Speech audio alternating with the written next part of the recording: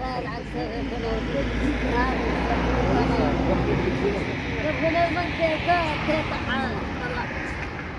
मग केस केले त्याच्या धरले होते ते पैशाच्या मला जीवन होतं ना त्याला सुटून देत होते काय त्याला मला बोलता येत नाही दादा अजूनही बोलता येत नाही मला तिथे आलं खरं म्हणलं मी पहिले अशी बोलत होती का नाही त्याला उठतो बसलो असं करत होती मला बोलता येत नाही काय नाही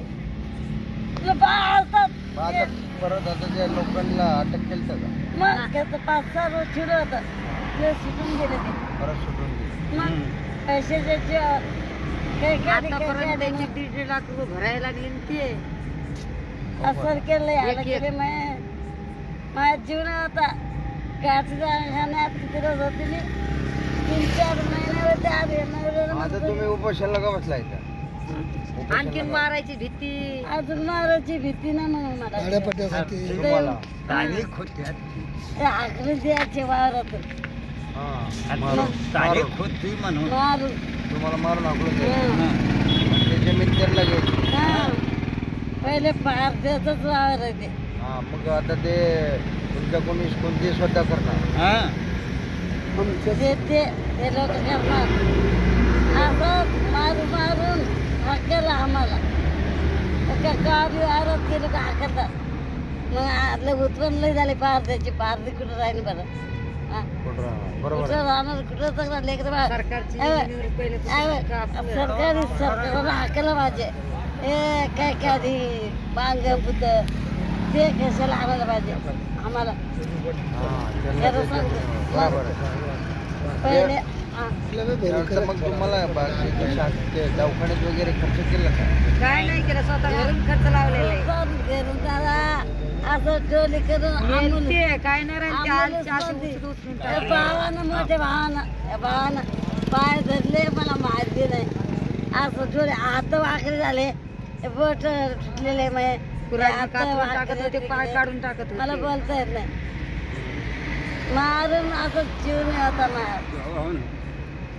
घरी गेलं घर थर तुम्ही पाहिले तुम्ही किती वर्षापासून तिथे राहता तिथे इंदिरा गांधीच्या काळापासून दादा म्हणजे 3-4 पिढ्या तुमच्या 4 पिढ्या झाल्या त्यावेळेस पासून तुम्हाला तिथं गावाने काही दिलं नाही का काहीच नाही दिलं नाही राशन नाही दिलं आम्हाला काय देणार आमचे लोक फिरस्ती लोक रानातलं होते तिथं जा म्हणे फिरस्ती तुम्ही रानातच राहिला आणि गावाने तुम्हाला शासकीय सुविधा काहीच केलं नाही काहीच नाही केलं आता हे तुम्ही कलेक्टर साहेबांना बोलले होते का कलेक्टर साहेबाला बोलले होते मात्र कलेक्टर साहेब म्हणे तुमच्याकडे पुरावा काय नाही म्हणे आम्ही स्वतः पहिलं उपोषण तुम्हाला भांडणं झाले तुम्हाला तिथून हाकलला याच्याविषयी तुम्ही कलेक्टर साहेबांशी बोलले होते का जाऊन बोलले केस केले आम्ही SP साहेबांना त्यावेळेचे भेटले होते का मग कोर्टात गेली जजला म्हणलं सर त्याला सोडू नका आमचं वावर आम्हाला एखाद्या मला मारून टाकलं म्हणलं आम्हाला मग आमचं वावर आम्हाला खाऊ देत नाही हे लोक आम्हाला मारून टाकलं साहेब तुमची मूळ भांडणं त्या जमिनीवर आहे ना म्हणजे तुम्हाला ते